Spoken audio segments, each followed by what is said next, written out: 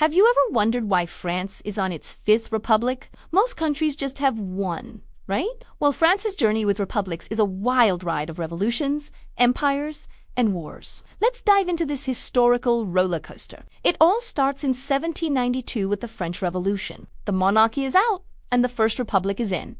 But it was super chaotic. Remember the Reign of Terror? It was a turbulent time, and eventually, a guy named Napoleon Bonaparte showed up. He decided he'd rather have an empire, so he crowned himself emperor in 1804.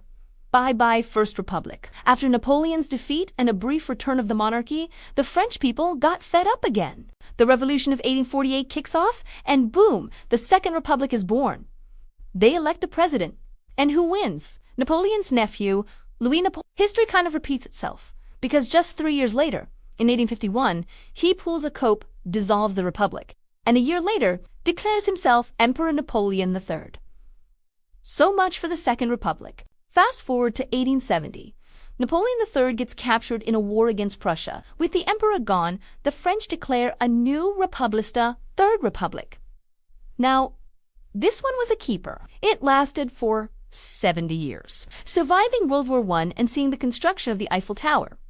It was a golden age for French culture and science. It was a pretty stable and successful republic, but its run came to a tragic end in 1940 when France fell to Nazi Germany during World War II. The liberation of France. It was time to rebuild.